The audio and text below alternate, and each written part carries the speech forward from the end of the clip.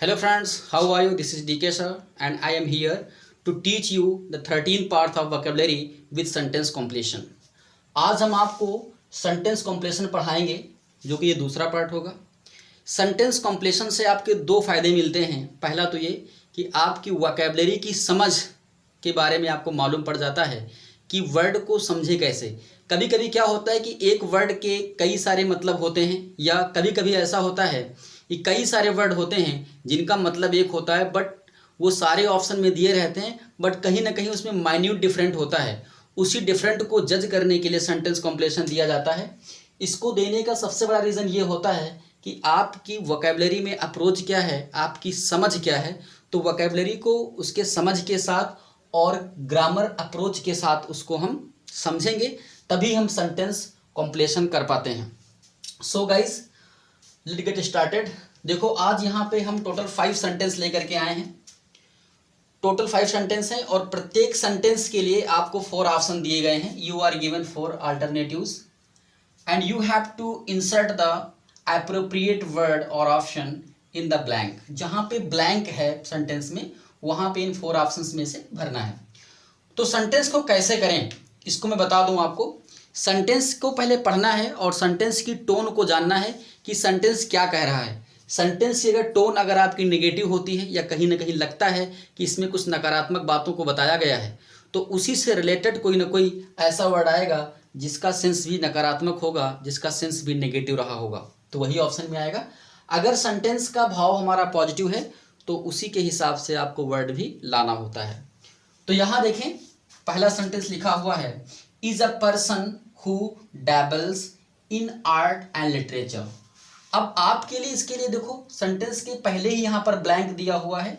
इस ब्लैंक को भरने के लिए आपको 4 ऑप्शन दिए गए हैं। पहला ऑप्शन हमारा क्या है, डिलीटांट। इसको डिलीटांट पढ़ेंगे ना, डिलीटेंट नहीं पढ़ेंगे। क्या पढ़ेंगे उसको?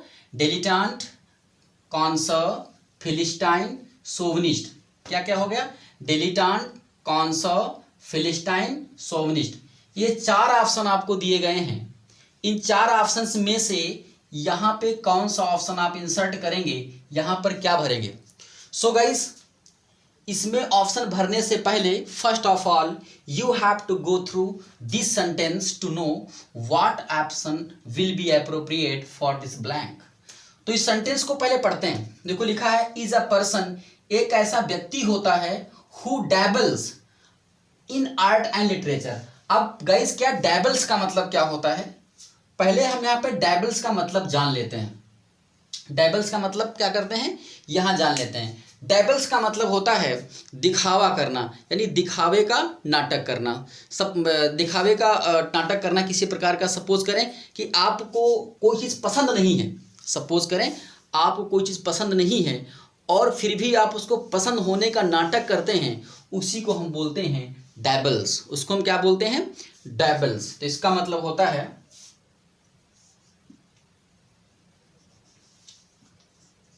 a false love। क्या इसको बोलेंगे? a false love। कहता है इज अ पर्सन, एक ऐसा व्यक्ति, वो ऐसा व्यक्ति है, who dabbles, जो दिखावा करता है या पसंद करने का ढोंग करता है, इन आर्ट, कला में, एंड लेटर्स, और वर्डों में। वो व्यक्ति जो कला और वर्ड्स की को पसंद करने का दिखावा करता है।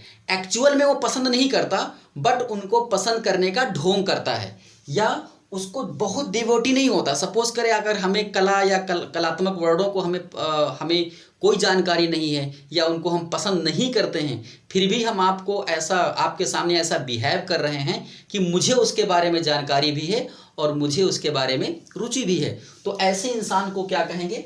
तो ये कहाँ से आया, उसी के हिसाब से वर्ड यहाँ लाना है। ये हम नहीं कह रहे हैं, आपका सेंटेंस कह रहा है। कैसे? इज अ पर्सन, एक ऐसा व्यक्ति, हु डैबल्स, जो जिसके अंदर फॉल्स लव हो, अर्थात जो दिखावे का पसंद करता है, इन आर्ट, जिसके अंदर दिखावे की रुचि होती है। किसमें? इन आर्ट, कला में, लेटर्स और कलात्मक शब्दों में जो दिखावे की रुचि होती है, उस व्यक्ति को क्या बोलते हैं? आपके लिए 4 ऑप्शन दिए गए हैं। पहला तो कोई ऑप्शन यहाँ पे लिखा हुआ है डिलीटांट, एंड सेकेंड वर्ड है आपका connoisseur, and third word philistine and chauvinist. So guys, यहाँ पे देखिए डिलीटेंट क्या होता है। डिलेटेंट का मतलब होता है the person who is not serious to art and artistic things. वो व्यक्ति जो कला और कलात्मक चीज़ों के प्रति जरा से भी सीरियस नहीं होता, but he pretends that he is lover to that, लेकिन वो ये बहाना करता है, वो ये ढोंग करता है कि वो भी कलात्मक चीज़ों को पसंद करता है। यानी कि डिलिटेंट वर्ड यहाँ आएगा क्योंकि वो क्या करता है, डैबल्स करता है कि उसको पसंद है, झूठी पसंद को अपने आप को बताता है कला में, कलात्मक चीज़ों में। ऐसे व्यक्ति को हम क्या बोलते हैं, डिलिटेंट। जी हाँ, ऐसे व्यक्ति को क्या बोला जाता है, डिलिटेंट। अब इसको यहाँ पे लिख लेंगे तो ऑप्शन में हमारा क्या हो जाएगा, यहाँ पर डिलिटेंट हो जाएगा। डिलिटेंट मतलब वो व्यक्ति होता है जिसको कला में जरा सी भी रुचि नहीं होती, लेकिन फिर भी वो रुचि दिखाने का नाटक करता है। ठीक है, तो ये यहाँ पे डिलिटेंट हो जाएगा। अब आपके 3 ऑप्शन बचे, कॉन्सर, फिलिस्टाइन और शोविनिस्ट। इनका मतलब क्या होता है जरा जान लेते हैं। कॉन्सर क्या होता है? कॉन्सर वो होता है जो the person who knows a lot and admires of any particular field और आर्ट एंड म्यूजिक और लिटरेचर। ऐसा व्यक्ति जो बहुत ही एक्सपर्ट होता है, मास्टर होता है या प्रशंसक होता है कला, म्यूजिक या संगीत का या साहित्य का, जो भी किसी फील्ड का एक पारखी होता है, कला पारखी, कला प्रेमी कह सकते हैं, जिसको बहुत नॉलेज होता है, जो बहुत ही जेन्युइन होता है उस फील्ड का, उसको हम बोलते हैं कॉन्सर। तो ये कॉन्सर और डिलिटेंट में अंतर क्या है? डिलिटेंट और कॉन्सर ये एक दूसरे के एंटोनियम हैं। अगर हम पूछें कि कॉन्सर का एंटोनियम क्या होगा तो आप क्या बताएंगे, डिलिटेंट। अगर हम पूछें डिलिटेंट का एंटोनियम क्या होगा तो क्या बताएंगे आप, कॉन्सर। बट इन सब में थोड़ा सा अंतर है, वो क्या है हम बताएंगे। तो कॉन्सर क्या होता है, जो कि जेन्युइनली मतलब बहुत ज्यादा किसी आर्ट को या आर्टिस्टिक थिंग्स को बहुत प्यार करता है और वो उस फील्ड के बारे में बहुत जानता है, कला हो, म्यूजिक हो, लिटरेचर हो, उसके बारे में बहुत जानता भी है और वो उसका एडमायर भी होता है। ये एक्चुअली में वो होता है और डिवोट भी करता है अपने आप को, बहुत सारा नॉलेज भी होता है। लेकिन ये व्यक्ति क्या होता है, वो कला में प्रेम होने का नाटक करता है। तो ये नाटक नहीं करता, ये जेन्युइन होता है। तो आप इसका मतलब भी जान गए। नंबर 2 पे आते हैं। देखो यहाँ लिखा है फिलिस्टाइन। जी हाँ, फिलिस्टाइन का 2 मतलब होता है। एक तो फिलिस्टाइन का मतलब ये होता है, एक जो मेसोपोटामिया के बारे में जानते होंगे, उससे कल्चर जो था वहाँ का, जो एक हमारे रीडर्स होते थे उनको भी फिलिस्टाइन बोला गया था। लेकिन यहाँ एक्चुअली इसका मतलब क्या है, फिलिस्टाइन का मतलब यहाँ पे ये है the person who doesn't love completely love music and literature. यानी वो व्यक्ति जो संगीत, कला और साहित्य को बिल्कुल पसंद ना करे, उसी को हम बोलते हैं फिलिस्टाइन। उसको हम क्या बोलते हैं, फिलिस्टाइन। तो जी हाँ गाइस, फिलिस्टाइन का मतलब क्या होता है, the person who doesn't like music, art and literature. जिसको पसंद ही ना हो किसी प्रकार का कला और आपका संगीत और साहित्य में जिसकी रुचि नहीं होती है, उसको हम बोलते हैं फिलिस्टाइन। अब आपके देखो 3 वर्ड यहाँ पे क्लियर हो गए। पहले बात समझिए, ये जो हमारा वर्ड है ये हमारा पॉजिटिव वर्ड है, ये हमारा पॉजिटिव वर्ड है। और ये जो हमारा वर्ड है दिस इज नेगेटिव वर्ड है, नेगेटिव प्लस न्यूट्रल, इसको हम न्यूट्रल वर्ड बोलेंगे। ये हमारा न्यूट्रल वर्ड है और ये वर्ड हमारा कंप्लीटली नेगेटिव वर्ड है। तो ये बात ध्यान रखना। तो ये जो कलात्मक चीजों का बिल्कुल कतई पसंद नहीं करता, कहने का मतलब ये है, ये कला में रुचि होने का ढोंग करता है, ये जेन्युइन होता है, किसी भी फील्ड का बहुत ही पारखी होता है, कला पारखी कह सकते हैं, उसके बारे में उसको नॉलेज होता है, एडमायर भी होता है। और ये बिल्कुल पसंद ही नहीं करता, चाहे बात कला की हो या म्यूजिक की हो या लिटरेचर की हो। तो क्लियर हो गया, तीनों का संबंध कला से है। ये जेन्युइन होता है उसके बारे में, ये नाटक करता है, दिखावा करता है, और ये बिल्कुल अप्रिशिएट ही नहीं करता, बिल्कुल लव ही नहीं करता। तो 3 वर्ड के बारे में आप जान चुके हैं। तीनों वर्ड बहुत इंपॉर्टेंट है, याद रखना। बहुत ही माइन्यूट अंतर है डिलिटेंट और कॉन्सर में। कॉन्सर क्या होता है, वो जेन्युइन होता है, वो दिखावा नहीं करता, वो वास्तव में उस फील्ड का पारखी होता है और जानता भी बहुत है, चाहे कला की बात हो या म्यूजिक की बात हो या फिर साहित्य की बात हो, तब कॉन्सर बोलेंगे। लेकिन डिलिटेंट दिखावा करता। फिलिस्टाइन क्या होता है, जिसको इन सबसे नफरत होती, दैट इज कॉल्ड फिलिस्टाइन। अब लास्ट वर्ड गाइज यहाँ आपका बचा, ये यहाँ देखो लिखा हुआ है शोविनिस्ट। इसका प्रोनाउंसिएशन ध्यान से करेंगे, इसको हम बोलते हैं शोविनिस्ट। क्या इसको बोलेंगे हम लोग, शोविनिस्ट। तो ये हमारा शोविनिस्ट क्या होता है, शॉविनिस्ट हमारा क्या होता है? शॉविनिस्ट हमारा निकोलस, हमने आपको बताया था निकोलस वर्ड से बना हुआ, हमने इसके बारे में विधिवत कल जानकारी दी थी। अगर हम पूरा वर्ड लेके जाएंगे तो काफ़ी टाइम हो जाएगा, तो इतना टाइम भी नहीं है। तो इसके बारे में मैंने कल बताया था, जिन लोगों को कल आए थे उनको कल के वीडियो में सेंटेंस कंप्लीशन में मिल जाएगा। That is very important word chauvinist. चलिए देखो अगला देखो वर्ड लिखा हुआ है you are space as you are devoted to bodily pleasure. अब आप देखो यहां लिखा है you are space as you are devoted to bodily pleasure. अब इस सेंटेंस में ब्लैंक है, इसको भरने के लिए आपके चार ऑप्शन हैं, पंटर, साइब्राइट, हेडनिस्ट, साइकोफाइंट। तो सेंटेंस को पहले पढ़ें और बाद में बताएं कि इसमें से क्या भरेंगे आप। इसको कंप्लीशन करने के लिए, सेंटेंस कंप्लीशन के लिए आप क्या भरेंगे इसमें, कुछ आइडिया आया होगा आपको। पहले सेंटेंस को पढ़ लेते हैं। जैसे हमने कहा यू आर, आप हैं, कैसे हैं आगे मालूम पड़ेगा। एज क्योंकि, यहां पर एज का मतलब है क्योंकि। यू आर आप हैं, एज क्योंकि you are devoted to bodily pleasure, आप शारीरिक सुख के प्रति बहुत डिवोटेड हैं। यानी कि कहने का मतलब है यदि कोई व्यक्ति शारीरिक सुख के प्रति डिवोटेड होता है, सपोज करें कैसा व्यक्ति, जैसे मान लीजिए किसी व्यक्ति को कहीं पर काम करने के लिए कहा जाता है, तो वहां पर भी व्यक्ति अगर वो काम ढूंढता है जिसमें उसको सुकून मिले, जिसमें उसको ज़्यादा काम ना करना पड़े, थोड़ा बहुत उसको आराम करने को मिल जाए, या हर काम में कहीं ना कहीं जो व्यक्ति रिलैक्स ढूंढता रहता हो, या कहीं ना कहीं अपने बॉडीली प्लेजर के बारे में सोचता रहता हो किसी भी काम में, ऐसे व्यक्ति को हम क्या बोलते हैं, वहीं पर उसके उसी वर्ड के बात यहाँ पर हो रही है। तो देखते तो क्या लिखा है, यू आर आप हो, क्या हो इसमें से ऑप्शन में है, एज यू आर क्योंकि जो आप हैं, आर डिवोटेड, आप बहुत डिवोटेड होते रहते हैं, टू बॉडीली प्लेजर, शारीरिक सुख में। यदि आप शारीरिक सुख के प्रति बहुत ही डिवोटेड हैं, बहुत ही उससे लगन में हैं, तो आप क्या कहे जाएंगे। तो आपके देखो ऑप्शन है,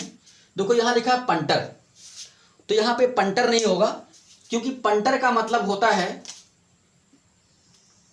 इसका मतलब होता है वन हु बेट्स। इसका मतलब क्या, पंटर का मतलब हम यहां लिख रहे हैं, इसका मतलब होता है, इधर देख लीजिए, इसका मतलब होता है वन हु बेट्स, जो बेट लगाता हो, वन हु बेट्स, जो बेट्स लगाता है। बेट नहीं लगाने होता, शर्त लगाने वाला, उसको हम बोलते हैं पंटर बोलते हैं। तो इसका मतलब होता है one who bets, that is called painter. तो यहाँ पे पंटर होगा नहीं, क्योंकि बॉडली प्लेजर के लिए पंटर से कोई मतलब नहीं है। दूसरा देखो यहाँ पे वर्ड लिखा हुआ है साइबराइट, ये अच्छा वर्ड है। साइबराइट क्या होता है, देखो यहाँ पे दो बातें समझिए।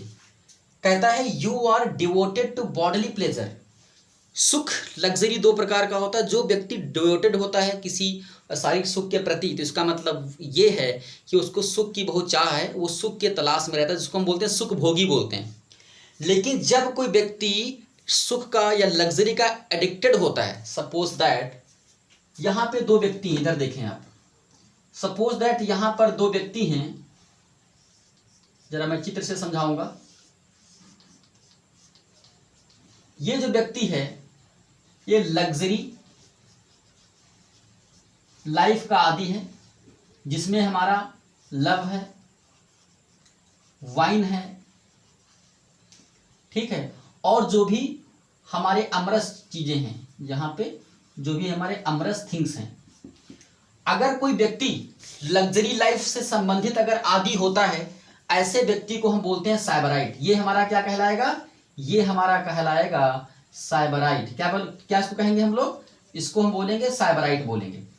लेकिन जब कोई व्यक्ति शारीरिक सुख के प्रति, जब कोई व्यक्ति शारीरिक सुख के प्रति डिवोटेड होता है, उसको हम क्या बोलते हैं, उसको हम बोलते हैं हेडनिस्ट। उसको हम क्या बोलेंगे, हेडनिस्ट। जी हाँ, one who is devoted to one's bodily pleasure, that is called hedonist. But that person who is addicted to luxury things like having wine and having music and having love, all the amorous things, that kind of person is known साइबराइट। जिसको हम विजय माल्या का अगर यहाँ पर नाम लें तो सटीक बैठेगा, कि जिसके लाइफ में हमारा लव होता है, वाइन होती है, अमरस चीजें होती हैं, शारीरिक सुख जो भेगने वाली चीजें होती हैं, उस व्यक्ति को हम बोलते हैं साइबराइट। ये नेगेटिव सेंस में जाता है। और जो हेडनिस्ट होता है, इसका मतलब सुख भोगने वाला व्यक्ति होता है, जो हर चीज में अपने शारीरिक सुख की बात करता है, उसको हम क्या बोलते हैं, हेडनिस्ट। तो ये वर्ड यहाँ पे इंसर्ट किया जाएगा, ये वर्ड यहाँ पे इंसर्ट करेंगे हेडनिस्ट को। क्लियर हो गया। पंटर का मतलब बाजी लगाने वाला। सैबराइट का मतलब बता दिया मैंने, जो लग्जरी लाइफ को, लब में, अमरस चीज़ों में जो अपने आप को विलिप्त रखता हो, उसके प्रति एडिक्टेड हो, उसको हम सैबराइट बोलते हैं। हेडनिस्ट का मतलब बताया, जो डिवोटेड होता है बॉडीली प्लेजर के लिए। ये पॉजिटिव सेंस, ये हमारा वर्ड थोड़ा सा पॉजिटिव है और ये वर्ड हमारा नेगेटिव है। चलिए अब देखो यहाँ अगला वर्ड बचा, इस वर्ड का देखो यहाँ लिखा हुआ है sycophant. What is the meaning of sycophant? Sycophant का मतलब होता है चापलूस इंसान। इसका मतलब क्या होता है? चापलूस इंसान। If someone is flattering you and he is always tries to impress you by his sycophantic nature, that means he is sycophant. कहने का मतलब, जब कोई व्यक्ति आपको चापलूसी भरे स्वभाव से आपको खुश करने की कोशिश करता है, ऐसे व्यक्ति को हम क्या बोलते हैं? साइकोफाइंट। क्या उसको बोलते हैं? साइकोफाइंट। तो इसको मतलब होता है फ्लैटरर। फ्लैटरर यानी चापलूस व्यक्ति, ठीक है। तो साइकोफाइंट मतलब होता है चापलूस। तो ये आपका समझ में आ गया होगा गाइस। ऊपर के देखो 4 यूनिक वर्ड मिले आपको, डेलिटेंट, कांसर, फिलिस्टाइन, सोवनिस्ट। सेकंड में भी आपने सीखा पंटर, सैबराइट, हेडनिस्ट, साइकोफाइंट। आपके 4 ऑप्शन, आपके 4 इधर वर्ड, 4 ये वर्ड, टोटल 8 वर्ड क्लियर हो गए होंगे 2 सेंटेंस में। अब हम लोग बढ़ते हैं तीसरे सेंटेंस की ओर। तो तीसरा सेंटेंस आप लोग ध्यान से पढ़े, देखो यहाँ पर क्या लिखा हुआ है, loves to eat good food and he is serious about that. देखो अब इस सेंटेंस को समझने से पहले आप 2 बातें जान लें। देखो पहले सेंटेंस क्या कह रहा है, ऐसे व्यक्ति की बात की जा रही है यहाँ पे सेंटेंस में।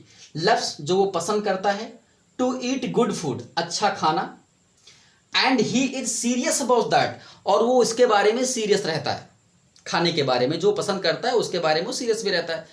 अब आप देखें व्यक्ति 2 प्रकार का, जैसे मान लीजिए जो व्यक्ति को सिर्फ अच्छा खाना पसंद हो, आपने कुछ अच्छा उसके लिए बनाया तो वहां भी पहुंच गया, किसी और ने अच्छा ऑफर किया खाना, वो वहां भी पहुंच गया। मतलब एवरीथिंग जो भी उसको अच्छा दिखता है या जहां भी उसको अच्छा खाना या अच्छा पीना मिलता है, अगर ऐसे किसी व्यक्ति की बात होती है तो वो और व्यक्ति होता है। उसके बारे में हम बात करेंगे, अब बाद में बात करेंगे। लेकिन यहां पर बात ये हो रही है, जो व्यक्ति अच्छा खाना पसंद करता हो और ही इज सीरियस अबाउट दैट, और वो उसके बारे में सीरियस हो, जो वो खा रहा है उसके बारे में उसको नॉलेज हो कि वो क्या खा रहा है और इसके हमारे क्या बेनिफिट होंगे, उसको वही चीज चाहिए। सपोज दैट किसी व्यक्ति को आपने फंक्शन में इनवाइट किया और वहां पे बहुत सारी चीजें आपने अच्छी अच्छी बनाई, लेकिन वो व्यक्ति वहां पर वो चीज ढूंढ रहा है जिसको वो खाना पसंद करता है, जिसके बारे में वो सीरियस है। यहां पर हम उस व्यक्ति की बात कर रहे हैं, ना कि उस व्यक्ति की बात कर रहे हैं जिसको अच्छा खाने पसंद है।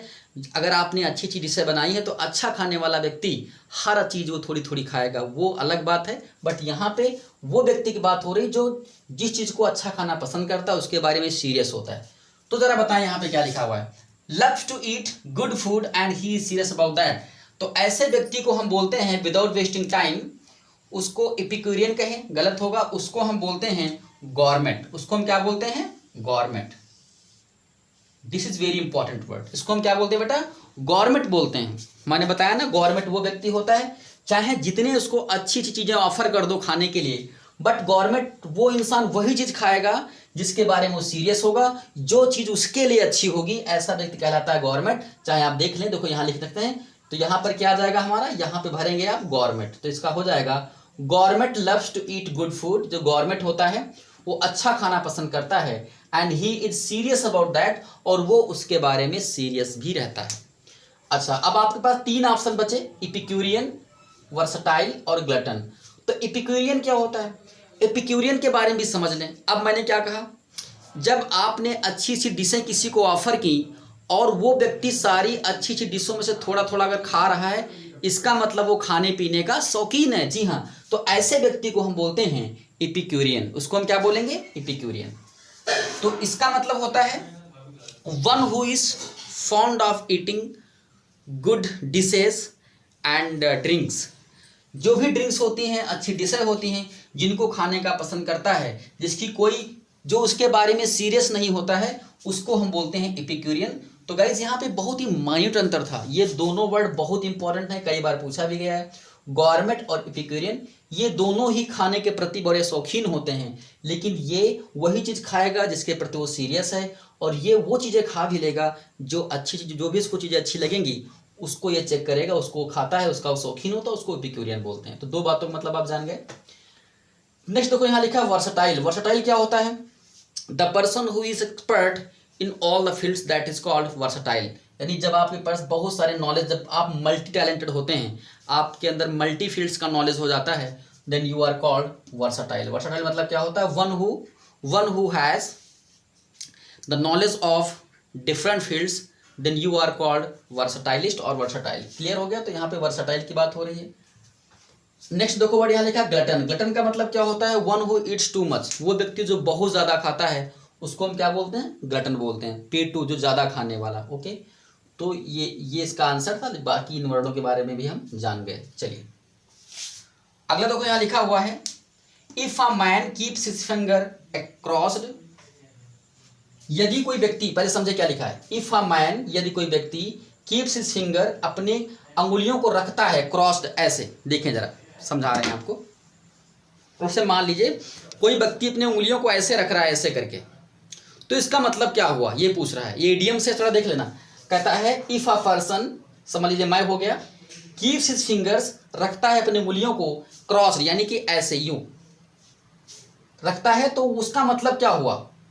ही होप्स फॉर द बेस्ट, वो अच्छा होने की आशा करता है, या ही होप्स फॉर बैड, वो बुरे होने की कामना करता है, या ही सस्पेक्ट्स, वो संदेह करता है, या ही हैकल्स, वह कटु टिप्पणी करता है। अब गाइस यहां पे गुरु इसका जरा देख लेते हैं मतलब क्या होता है। कीप्स हिज फिंगर्स अक्रॉस,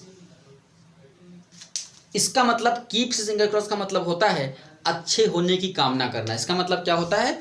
अच्छे होने की कामना करना। अर्थात इसका मतलब ये हो जाएगा if a man keeps his finger across, यदि कोई व्यक्ति अपने उंगलियों को अक्रॉस रखता है, तो इसका मतलब तो ही होप्स फॉर द बेस्ट, वो अच्छे होने की कामना करता है। तो यहाँ पे ये ऑप्शन हो जाएगा होप्स फॉर द बेस्ट। बाकी ये सारे ऑप्शन चारों गलत थे। ठीक है, तीनों ऑप्शन गलत थे। होप्स फॉर बैड नहीं होगा, सस्पेक्ट्स नहीं होगा, हैकल नहीं होगा, यहाँ पर सिर्फ ये ऑप्शन में जाएगा। क्लियर हो गया? लास्ट देखिए यहाँ पे क्वेश्चन बचा हुआ है, देखो क्या कह रहा है। आई कुडंट अंडरस्टैंड हर, मैं उसे समझ नहीं सका, बिकॉज ऑफ हर, अब उसकी वजह से, अब बिकॉज ऑफ हर लैंग्वेज, उसकी भाषा की वजह से। अब आपने उसकी भाषा को समझ नहीं पाए, तो इसका मतलब उसकी भाषा ऐसी रही होगी, एक ऐसी वजह उसकी भाषा रही होगी, या तो टफ रही होगी, या कुछ ऐसा रहा होगा जिसकी वजह ये बन गई आप उसको समझ ही नहीं पाए।